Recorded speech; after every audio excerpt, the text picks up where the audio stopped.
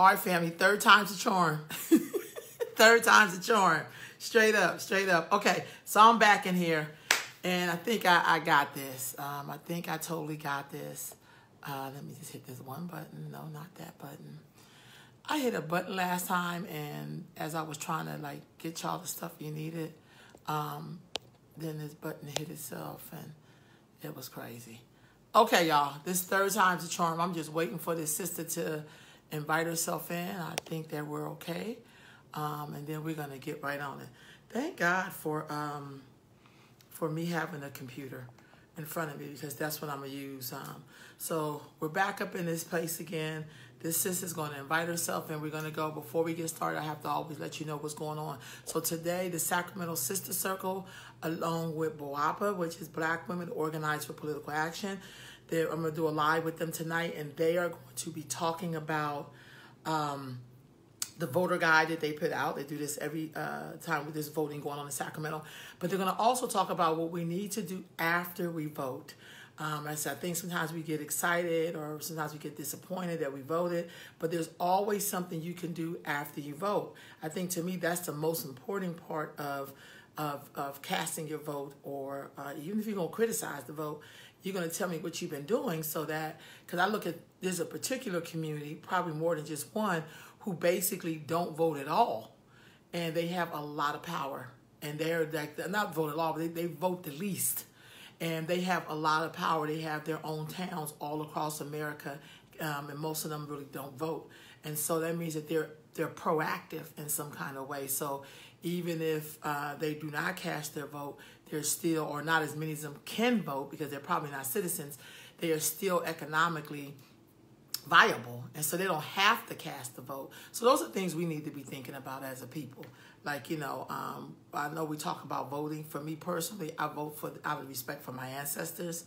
Are you on? I vote mainly out of respect of their life and what they've laid down for me to be whoever I am. I vote out of that respect. So whether if people say, does the vote count or not, I think it does to some degree. But I also vote because I really love and respect my ancestors, and I'm always gonna vote. Even when I feel like, yeah, I still go vote, because it's much bigger than how I'm feeling. It's about generations I'm never going to see, and I got to make sure before I ask them to do some things, I got to do it. And so, yeah, so that's what that's about. We are going to be joined with this sister. She has an Android, and she's attempting to Android's a little different. I have an iPhone, so when you have an iPhone, you can it works a little differently, but when you have an Android, you still can use it to do a live, but I think it's something with the rotation button. And I actually found that out with my dear sister Jay Muhammad when I first interviewed her, and she had an Android. So, she figured out it's that rotation button. So once we get that cracking, we'll be up and running. So I'm texting her now to see, she's back up on here so we can get her in here. Let me see. I see one invite, but that's not her. Okay, good. So that's that. This sister that we're talking to this morning, y'all going to want to hear this. And even if you have to leave and go to work or whatever, play it back later on. She's going to talk about the metaphysical nature of Black women. When she said that was her topic, I was like, boom. Like, I'm down. Like, right on. I really, really, really ready to hear this sister's knowledge and wisdom. I think it's something that's really long overdue. Waiting on the next live, so I'm going to put on here. Started already. Okay, so she's trying to get herself tagged in. So she's going to be talking about the metaphysical nature of the Black woman. So this I got to hear. There she is. Boop. All right, sis. I've accepted you. So it says adding. So let's see if this is... Come on. There you go. Yay! I always say when I have those kind of starts, it's like, okay, this is about following through. And I turned into a teacher. You can do it. How you doing this morning? Right. Thank you for getting up with me.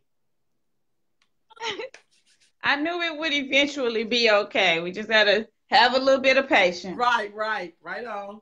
I'm excited about your topic. So what I normally do when you get a chance to do, I wanted you to pronounce your full name so I can get it right. Okay. Well, my title is Iyalosa, And my name is Osunyemi, and last name Akalatunde. What does that mean? Do you have meanings to that name? Osunyemi is Oshun benefits me. Akalatunde is the vulture returns. Right on, right on. So when you said your title is, what's your title again? Iyalosa. Iyalosa. What is an Iyalosa? And Iyalosa is Iyalosa technically means mother of the Orisha.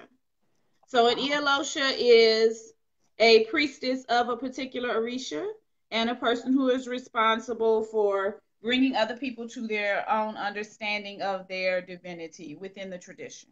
Wow, that's beautiful. Before we go into your topic, because I'm so excited about your topic, how did you get to the path of where you are right now? What was your journey to that path?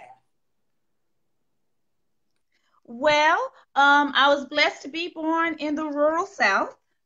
And so in the rural South, we had a lot of practices that were actually tied to West African traditional religion. Right. As a child, of course, I was taught that these were superstitions, et cetera, et cetera. But I paid close attention to how closely my grandmothers followed them. So I knew that they were something important. So when I went off to college at Fisk University, woohoo, go Fisk, I began to try to figure out what did these traditions come from? Where did we get this from? And I had started studying just different religions from the one I was raised in about 1989, I think was the first time I began that study. And then I took a class called something like the Black Experience in Religion. The professor's name was Dr. Ron Somerville, so I always pay homage to him. So I was studying like Islam, different things like that, and he was like, I don't think that's what you're looking for. He said, I think this right here is what you're looking for. And he brought this book, and it had a tiny, tiny little paragraph about Oyotunji. And he said, I think this right here is what you're looking for. And so from that point, I began to study the Yoruba tradition, began to study Ifa, Isheshe, whatever name you choose to call it. Right on. The first book that I ever read was Tell My Horse by Zora Neale Hurston, because that's all we had in the bookstore at Fisk. Wow. And so that was my beginning in study. So I studied maybe about 6 or 7 months. And after that point, I became a devotee, got my leke, started the process of being a devotee. And I was a devotee for about 2 years. And after that, I became initiated. So that was 25 years ago. What? November is actually my 25-year anniversary as a priestess of Oshun. Wow. So let me ask you this. In that whole journey, has it been, I like the way you narrated, it was really good. Along the way, did you have any, I don't want to say setbacks, but you know how like I hear a lot of stories, like, oh, then this happened and that happened. But 25 years is a long time to be on a path, which is beautiful. You know what I mean? So did you, if you had any misfortunes, I don't even know how to use the word for that one. How did you bounce back from that? You know, it's like when people go to church, like, I ain't going to church no more. And it's like, dude, that's the damn, you know what I mean? You know, how did you? Well, I never set it down. Once I picked the tradition up and once I realized that this was the root of what I had done my whole life, then I was sure, because I saw how it had always worked for my mother and my grandmother and, my other grandmother. So I knew not to ever sit it down. So I never walked away from it. I never set it down. It did cause me to lose a lot of family members, didn't want to be around me. I was, practicing voodoo. I was this, I was that, so that was difficult. It was difficult having to rearrange my relationship with my family. And sometimes that's still difficult because, of course, we were all raised AME. Some of us were Jehovah's Witnesses, all of that. So that's still difficult. But no, Oshun has forever and always been miraculously wonderful to me. There is nothing that I ask her for that she hasn't given me. And so there was no way for me to walk away from it because she's such a benevolent and giving mother. So even through all of the difficulties, I mean, when I was first initiated, I was married at the time. So my husband and I were initiated together. that marriage came to an end. Other relationships, began and came to an end, all of that. But through none of that, no, did I ever consider letting go of Oshun's unchanging hand, because she keeps it flowing sweet and fresh like the river all the time. Right on. You can't let her go. Right on, right on. So, with that being said, your topic is the metaphysical nature of the African woman. Why did you pick that topic? It has been my experience. As I said, I've been a priestess for 25 years. Have had experiences here, Nigeria, Atlanta, Milwaukee, Chicago, Texas, all over the place, practicing this religion. And what I have found is that, for the most part, most people, their view of the role of women does not change when they begin to practice the tradition.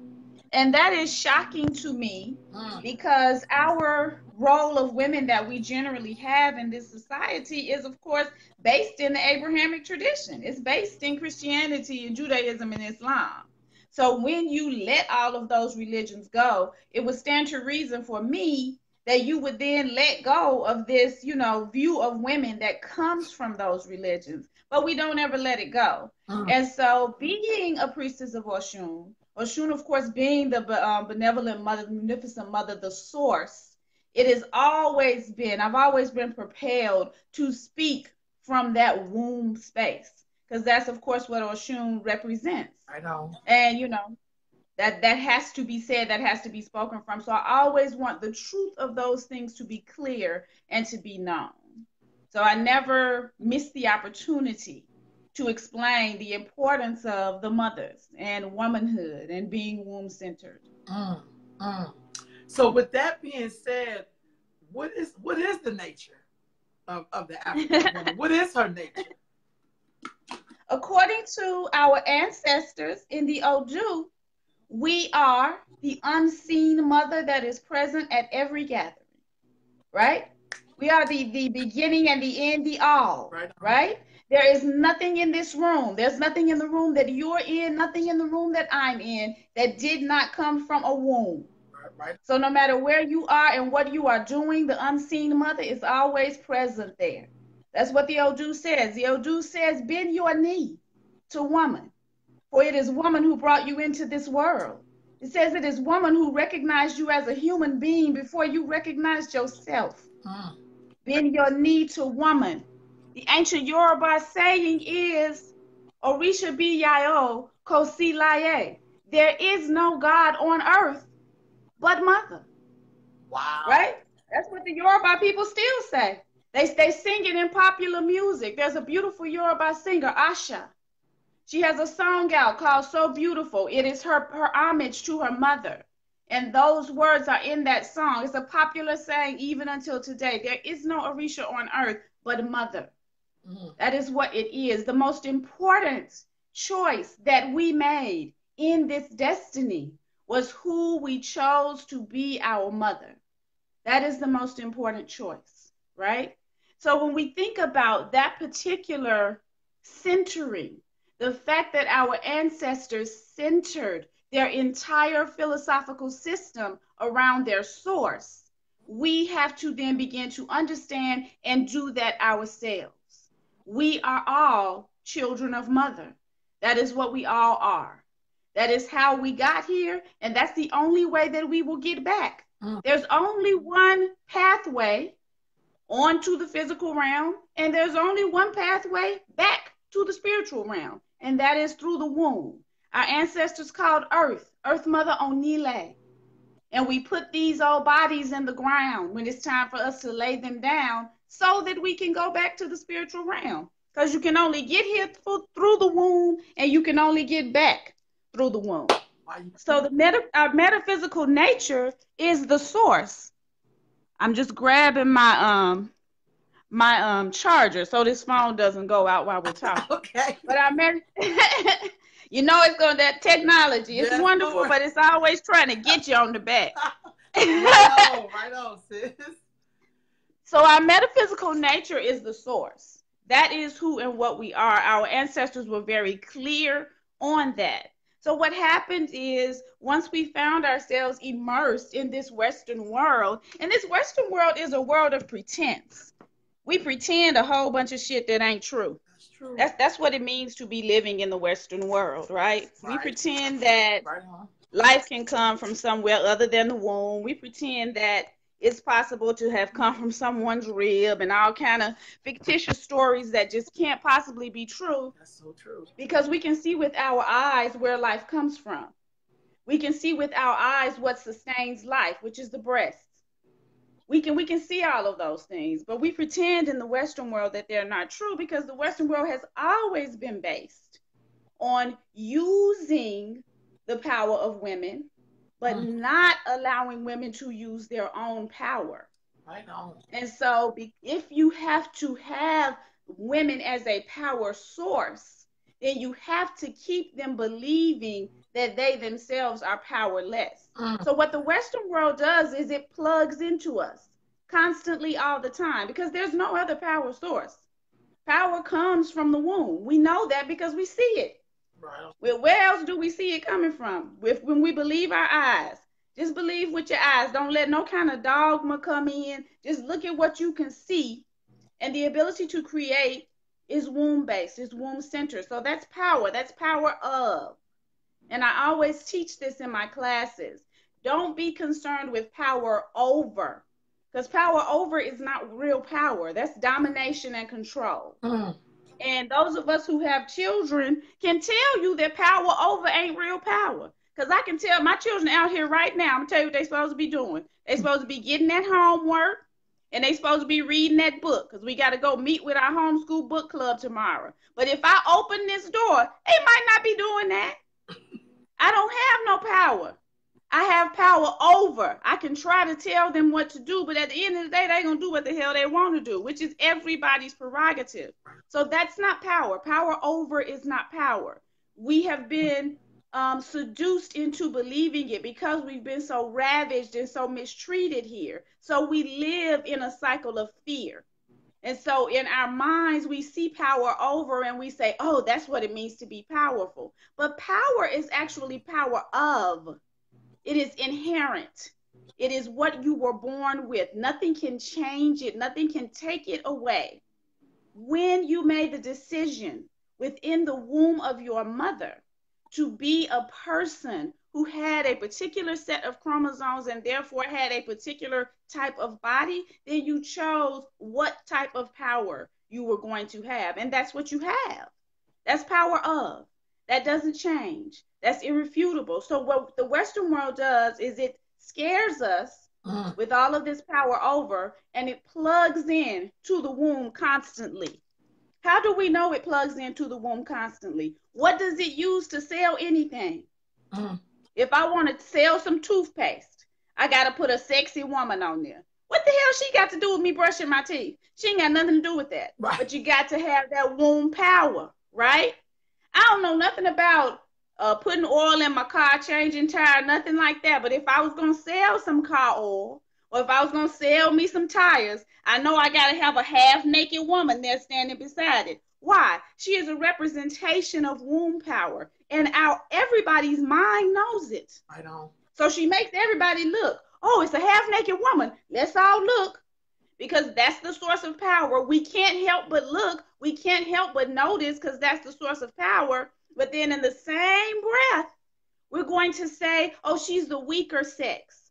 Oh, she's less than. Oh, we can't take her seriously. She's too emotional. She's too this. But she is obviously the power source because she's used to bring anything to its forefront.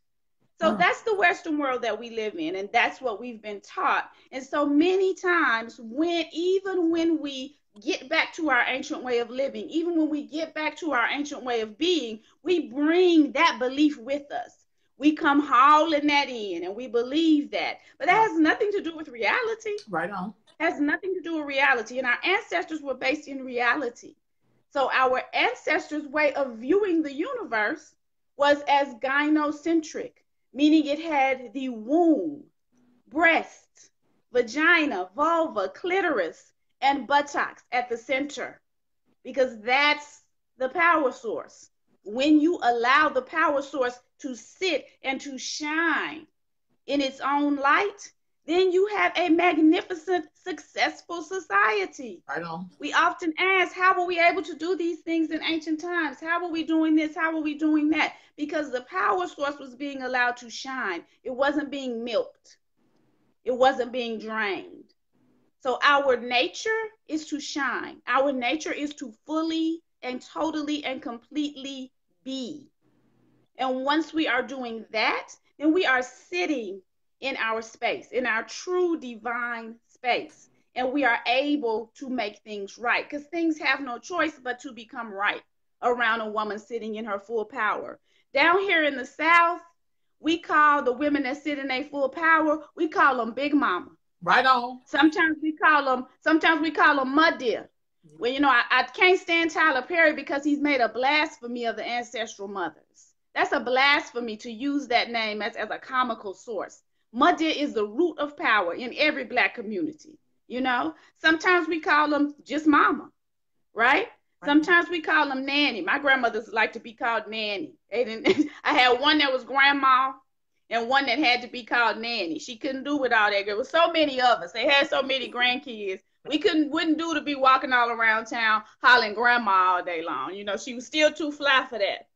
So these are the names that we have when we see a woman standing in her power. We're used to this. We know this. As African people, as descendants, West African descendants, we've never let go of that. That has never stopped. That has never ceased in our community. When you go to any Black family, who is the ruling and guiding force? It's Big Mama. Yep. In my family, we called her Big Buddy. That's what she liked to be called. She was the midwife in the Black community in my hometown. Most people of a certain age were delivered by her, including my older brothers and sisters. Big Buddy delivered them because Black women were not allowed to go to the hospital. Right on. Now, by the time I was born, me and my little sister were born, my mother could go on to the hospital. So she went on to the hospital and she had us there and had those old horrible, terrible experiences of being knocked out with ether and all that old kind of crazy stuff. But prior to that, my great-grandmother was delivering Black people in the community. She was called Big Buddy. And Big Buddy was the pillar and the rock, not only of our family, but of our community. So we're used to this African way of relating to feminine power. We pretend that it's something else. Some of us even pretend that it's something negative. Why are Black women being treated as the center of the family? Why are they being treated as the head of household? First of all, there's no such thing as head of household. There's a center of the family or not. So nobody's being treated any kind of way. People are sitting in their power. So when you shouldn't see that as negative. It wasn't negative in our lives. It wasn't negative when we had food to eat. It wasn't negative when we had a house to live in. We had clothes on our backs. It wasn't negative then. But all of a sudden, when we make it political, it's negative. It's never going to be negative that Big Buddy fed us. I'm not going to make that a negative in my mind. Right on. You know, it's never going to be negative that my mother was there for me and gave me food, shelter, and clothing when there was no one else to do it. I'm not going to make that a negative in my mind. And so people can choose to look and say, well, you know, why are so many of y'all running the household? This is our ancient way. This is how we've always been. And if you can't stand in that power and partner with it properly, then we gonna let you go, right? Well, Black women don't play that. Black women don't play that. My midwife used to say that for her white clients, she said once they have 2 kids, they not gonna ever leave that man. She said they not gonna leave him. White women don't do that. She said, but Black women can have 15 kids. She said, let that man get to acting a fool. She said, we gonna get up, we gonna pack up all 15 of them kids, and we gonna move on. She said that doesn't tie us. And this was my midwife. She's a midwife to the celebrities here in Nashville. She birthed some of the, caught some of the babies of the country music stars and all that kind of stuff. But she's a Black sister from Bermuda. So when she would have a Black client like myself, then, she would share a little funny anecdotes like that. But that's one of the things that she noticed. But what I say about that is it's because we're used to being in a position of power. Right on. And so if you can't partner properly with that, then we understand that we are powerful enough that we don't have to remain in a situation where people can't partner properly. Right on. You know, and it's possible to partner properly, right? Everybody, men and women, benefit from Big Mama standing in her power. We was all eating, right? Big Mama did not feed my daddy and not feed my brothers. She made sure everybody ate. So it's not that me standing in my power makes it unequal. It's just that as Africans, West Africans in particular, Yoruba specifically, we understood that that meant a specific thing. And it never has stopped meaning that. We have just tried to force ourselves into a mold that we don't fit into. And it's not ours, you know? So that's the metaphysical nature of the Black woman, to stand in her power, to sit in her power, to aspire as she becomes older and as she matures to hold that space of Big Mama. That's the goal. That's goals. Wow. Being Big Mama is hashtag goals. Well, who else would you want to be? I want to sit up in the house that I done, you know, over my life, I've acquired this old nice house with all these old beautiful furnishings. Remember, Big Mama had them rooms that you couldn't even go in, girl. Right. She had her antiques in there. That's so right? And she done took over time. She done acquired all this wonderful stuff that society told her that she was not able to have as a Black woman. Am I right? That's Am I right? Cool. Big Mama Honey had her a fur coat. Yeah. Am I lying? We know Big Mama had that fur. Yes, a society told her she wasn't able to have that. Big Mama had them diamonds. That's right. My grandmama had in her underwear drawer, not only did she have the fur coat and the diamonds and the gloves and the shoes that matched everything, but in her underwear drawer always had a stash of cash. Yeah. And didn't nobody know where it was but the daughters and the granddaughters. And so before she would go somewhere, or sometimes if she had to go in the hospital or something, she'd whisper in our ear, "Don't y'all forget where my cash is. Y'all know where the money is should anything happen to me." You know? Now, my mama, after she had acquired her beautiful home with all this beautiful trappings and all this magnificent clothes, in her drawer, honey, she kept her a pearl handle 22. Whoa. Right? Right on. And that's what she would whisper in your ear when she went somewhere. "You know where the gun is. Don't let me get back home and see that you have allowed somebody to take everything that I worked so hard for." Right on. That's what my mama would whisper in my ear. So when I think about, as a Black woman, what our goals are, what we aspire to be, that's what I'm aspiring to be, Big Mama. Right on. I'm working on being Big Mama, having everything that I want in this particular lifetime, making sure that my children are well taken care of and that my grandchildren are well taken care of, and leaving a legacy that they can live on. This is our ancestral way. We've never done it any different way from that. Right. If as a man you want to partner with that, of course, we've always been open to that. And we love that. And you can be well taken care of and assist in making sure that the family is well taken care of as well. If you don't know how to partner with that, then as an African woman, I'm not going to partner with you. That is the ancient way. It's always been the ancient way. My oldest daughter, he's her ex-husband at this point, but she was married to a Nigerian man. And he would always say, "Ma, I don't know how you did it, but you have raised an African woman somehow." That's what he would say about my daughter when they were together.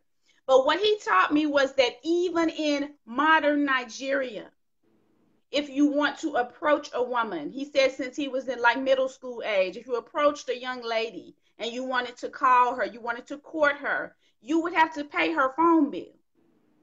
You see what I'm saying? There are proper ways of connecting with the power source, and they still exist. They haven't changed. They're not different. We've been made to believe, well, everything now is so different. Everybody is patriarchal. Even if we go to Nigeria, we find that society has become patriarchal. In name, yes. Nominally, yes. That's what will be spoken. But the understanding within the society is still of the high value of the presence of the African woman.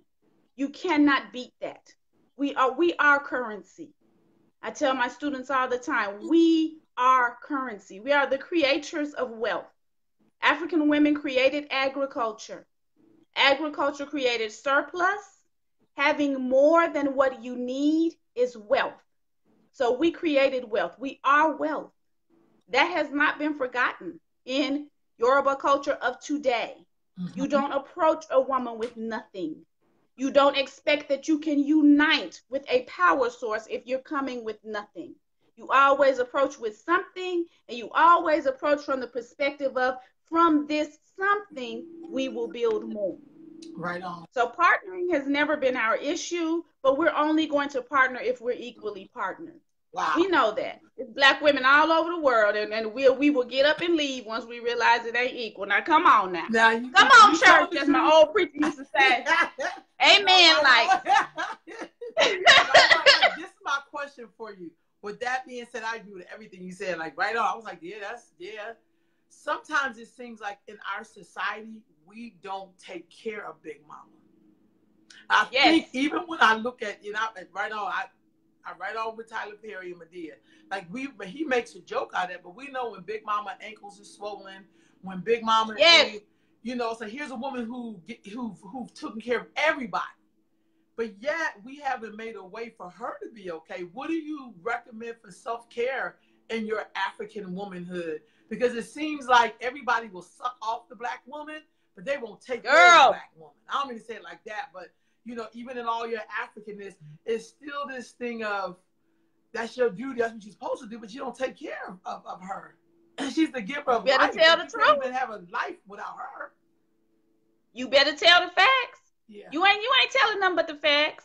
So what has happened, because of the imbalance of the society that we currently find ourselves in, we, first of all, stop taking care of ourselves. Right on. So we understand ourselves to be the power source and the battery of the community, if you will. Everything has to plug into us. What we have forgotten is that we must take care of ourselves first. So if we are the power source for everyone else, then they plug in, they get their power from us. That's the natural order. Where do we get our power from? Right on. From taking exquisitely good care of ourselves. We have to do this.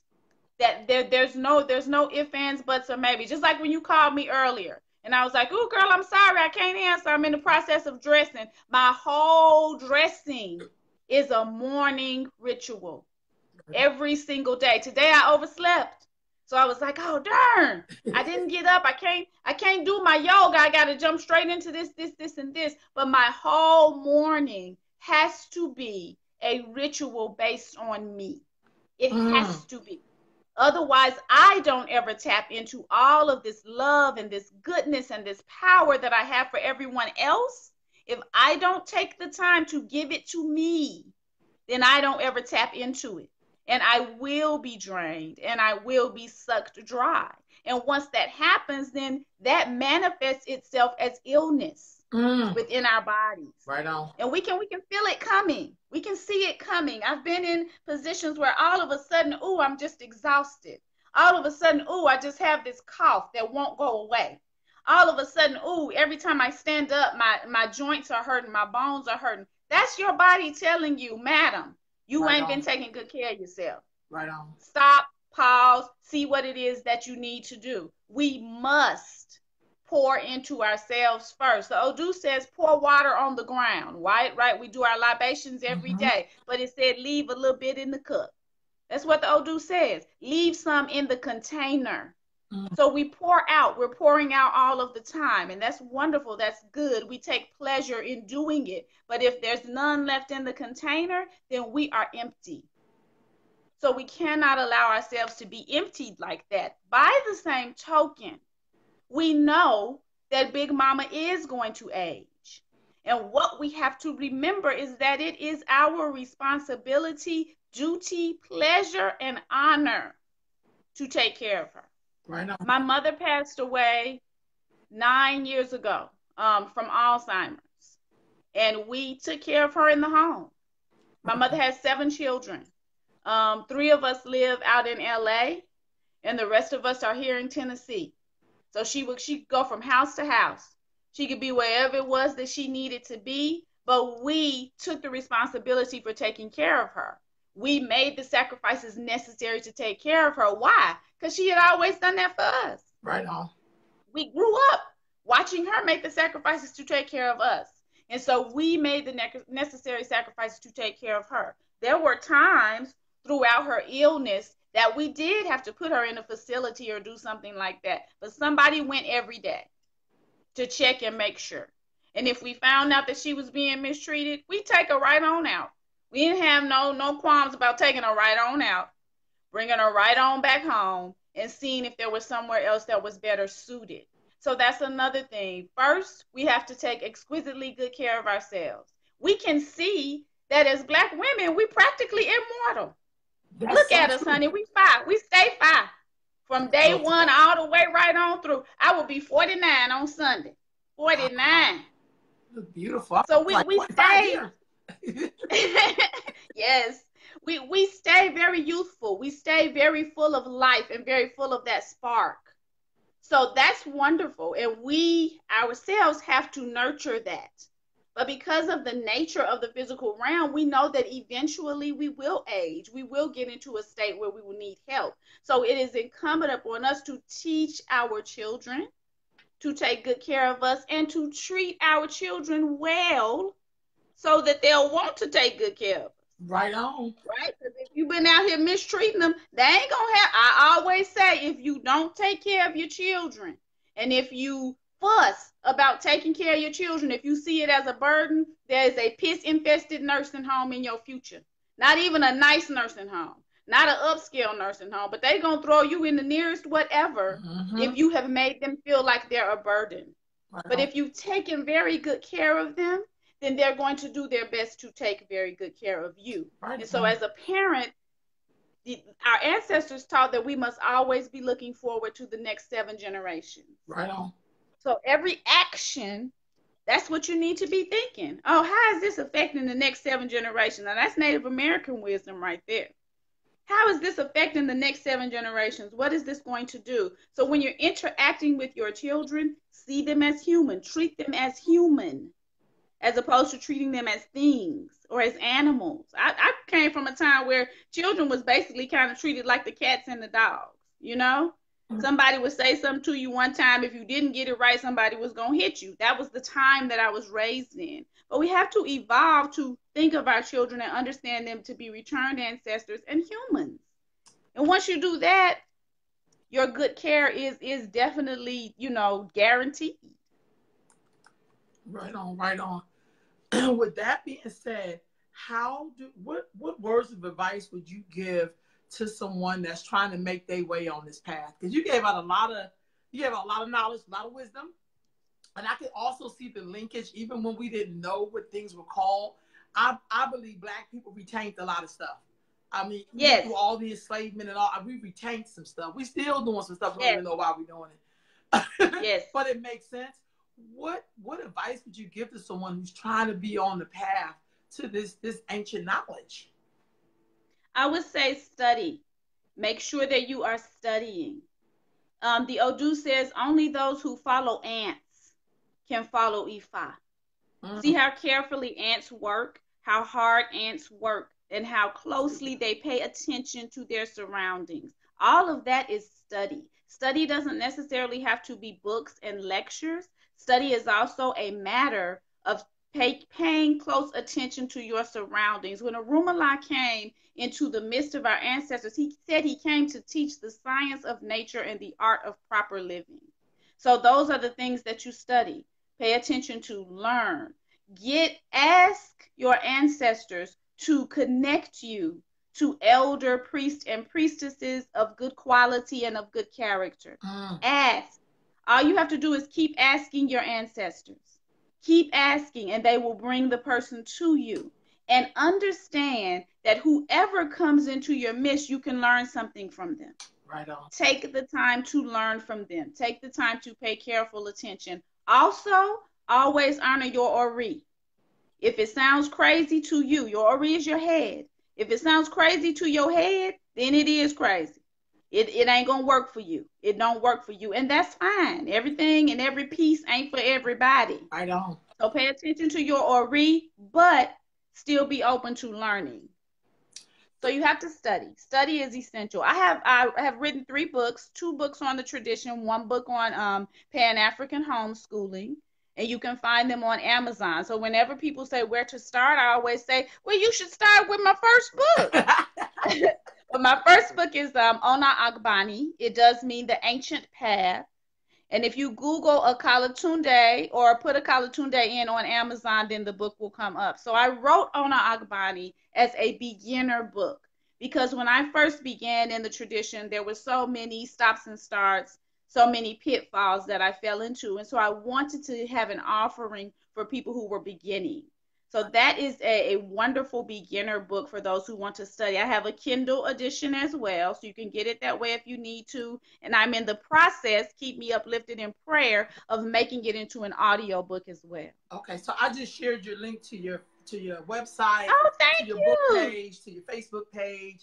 I mean, sis, like your whole lecture, that was good for me to hear. How do you, because I can hear, so I have a lot of different friends, of course, but sometimes this feminism thing comes into play.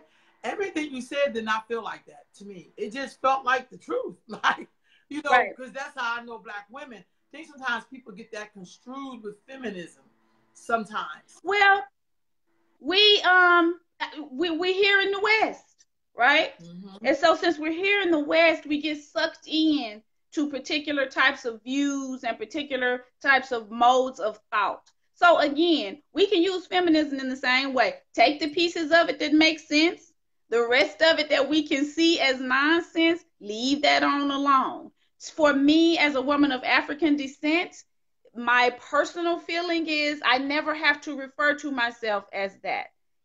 Everything, our way of viewing women and our way of understanding women was completely and totally integrated into the culture. So I don't have to refer to myself as something Western. That's why I use the term gynocentric. My culture is gynocentric. I don't have to use a Western term to describe how my mothers were seen and how my mothers continue to be seen and will always be seen. Titi lae lae, forever and ever, right? Right. So when we think about things like that, we have to take what's useful for us.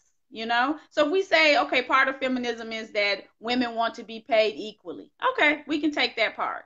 You know, this part over here may be something that does not fit culturally for us, may be a part of it that does not fit. Then we don't have to take that part. You take from everything what you need. What did our ancestors say? Earth is a marketplace and Orun is home. Right? So the spiritual realm is our home. We here in this beautiful, wonderful physical realm. This is a marketplace. We get to take a little bit of everything.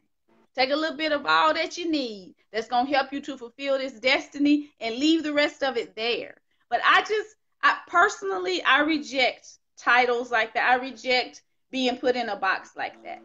It doesn't feel good for me. And then when I think about feminism in the West, because of my age, then I know that it is a practice that purposely excludes Black women.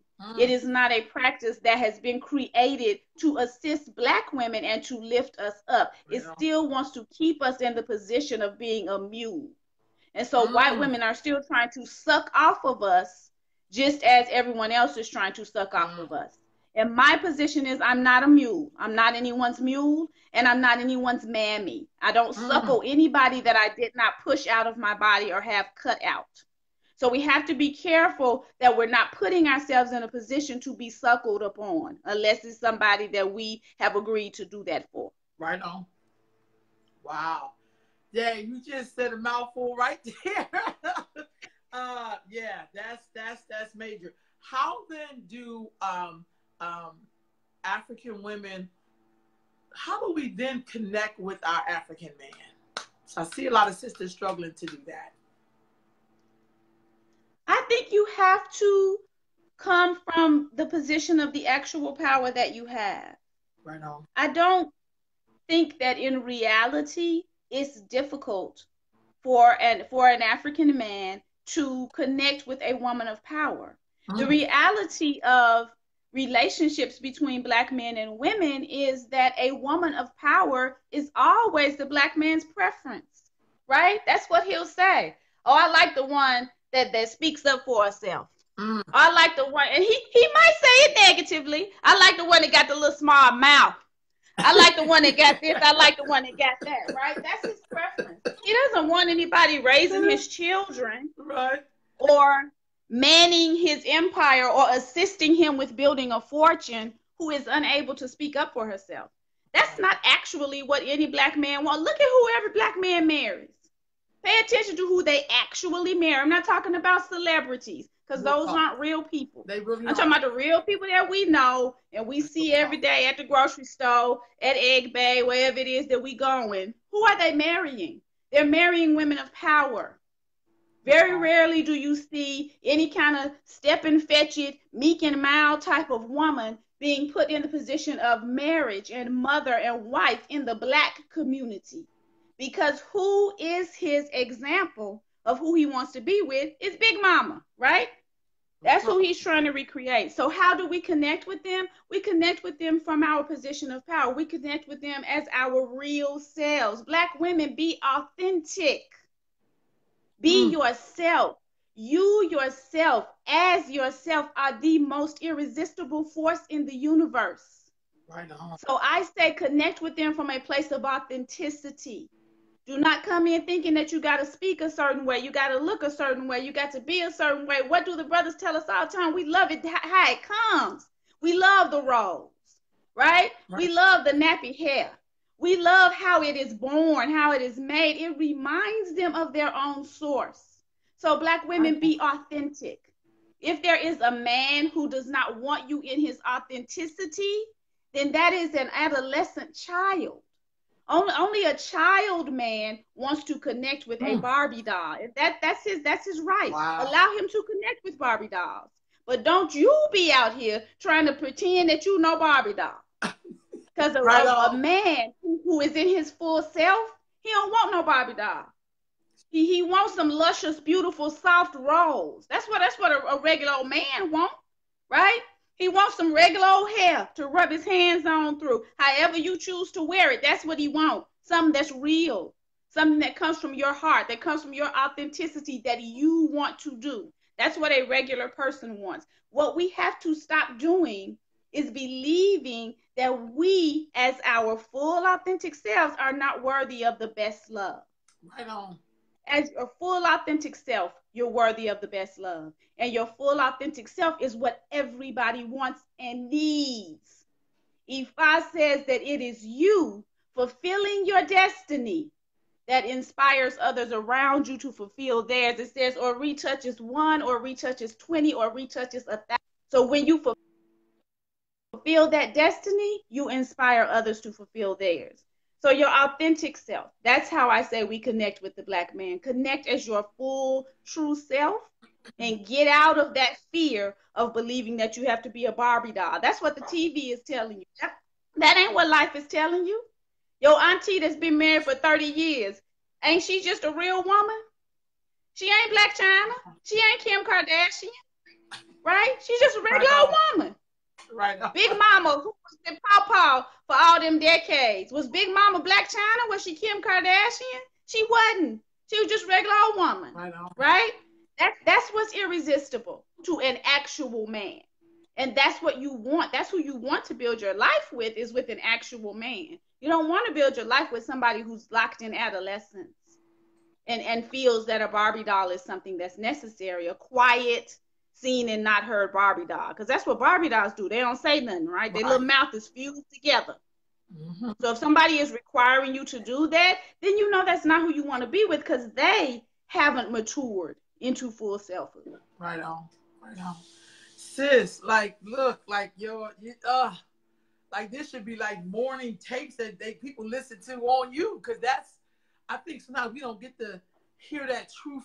You know, usually when people go to church, and I'm not a Christian, nothing like that, but usually when you go to the sermon on Sunday, the person say a bunch of stuff, you be like, man, I need that for the week. I think a lot of us miss getting that, everything you said for the week, or, you know, just to be fair, because when you go out in the world, you have to understand who you are metaphysically as a natural woman, and then you can go out in the world, no matter what they throwing at you, you like, well, I didn't even see that, because I'm over here doing this. I'm standing in my power. So that to me is incredible. Like, everything you said. I work a lot with a lot of young girls, a lot of young Black girls. What is one of the things you think we could, those of us who have young daughters or young ladies we mentor, what is something we should be pouring into them on so they can catch this train? Pour into them that they are, have always been, and always will be enough. Right? It is always and has only and has ever been you. That's what I teach my daughters, to love yourself more, love yourself harder, and love yourself before you love anyone or anything else. Right on. Right? And the self you know you to be is the true you. Other people can say whatever they want to say, and that's their prerogative. But you know exactly who you are. So always remember that and hold on to that. I show my daughters the pictures of the first carvings that were made all over the world. And no matter where you go in the world, the first image to be carved was of a Black woman. Because we are the original God all over the world. So I always show my daughters that, and I say it has only and ever been you, baby, and it will only ever be you. So don't ever forget, get you a picture of one of them original Venus of Willendorfs, one of them original Nile goddesses from Kemet. So, and I allow my daughters to look at that. I make them look at that. When they come into their first moon time, that's the ritual that we have. That's what we show. And this is what it means to be a woman, is to be the source. So we have to teach our daughters that. We have to stop teaching them that being successful means being somebody's wife. Because what that puts in their mind is that they're not anything without a man. Right on. And I know that's not what our mothers and our grandmothers meant when they told us that. But as a little girl, that's how we're interpreting that. So what we teach them, what we show them is be your full self. And then the universe will send you a partner worthy of that. And we need to start teaching them that. That's not what makes you successful. That's not how you judge your success. You come up, fulfill as much of your destiny as you can, and then watch how the universe sends you a partner worthy of that and who assists you with that. So what do you have coming up? I did share your classes. So I put them inside of the comments. But what things do you have coming up before we sign off? Well, next weekend is actually the celebration here in Nashville. I'm having the celebration of my 25 years in Osun. So all of my godchildren will be coming, or many of my godchildren will be coming to celebrate that. That's going to be on November 3rd. Right now, I'm in the process of teaching my fall intensive classes, which are the Vagina Guardian Spirit and No God on Earth Like Mother that we've already discussed. So those are the two classes I'm teaching right now. Always, always, you have access to my Black witchcraft classes, which is spiritual empowerment for Black people. That's what witchcraft is, spiritual empowerment. Don't let yourself be fooled. So those are always accessible on my website. And in the summer, I taught summer intensives and a Risha intensive and a spell casting intensive, because we're casting spells all the time. So we have to be conscious and aware of that. So those things are always available. My books are always there on Amazon. Right now, I'm trying to finish this thesis so that I can get this master's degree and then go on to get the PhD. So those are the things that are happening with me. But right now, currently, just getting ready for this celebration and this Bimbe that's coming up next weekend. But classes are always available, always online. And if you need to make an arrangement to pay for class, please reach out to me via my email, GOT_B_OSHUN@gmail.com. I don't ever want cost to be what keeps my sisters or my brothers from getting the information that they need. So I make arrangements. I know we have to make arrangements sometimes. Right on. Right on. Sister, thank you so much for squeezing me in. This has been such a blessing to have spent this time with you. I always listen to my shows over and over again, but I'm probably gonna listen to yours quite a bit because I be needing that fire sometimes. Yes. Like, okay, bro. Yes, ma'am. You know who you are. Come on, girl. So thank you so much. We need to hear more of that energy work on the planet. That's People right. speaking those words and lifting our spirits up so we can keep going. And thank you for that understanding of Big Mama. Because I just know, like, yes.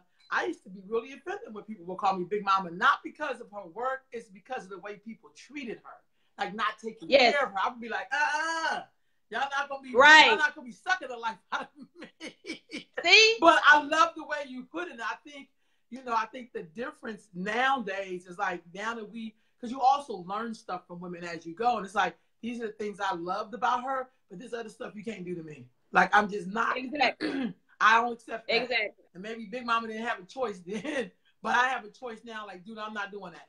Love you dearly. Yes, ma'am. So thank you so much. I felt like that part was definitely for me. So I am so grateful. Enjoy the rest of your day. Thank you so much. And I'll definitely be in touch with you because you're like incredible. So thank you so much for your time.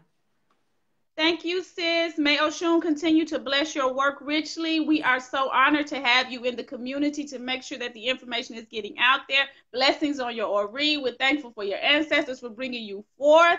Continue to walk this ancient path, girl. We gonna heal the world. What did they say? Ifasho me in that broken world. We gonna do it, sis. We doing it. Right on. Thank you, sis. Peace. All right.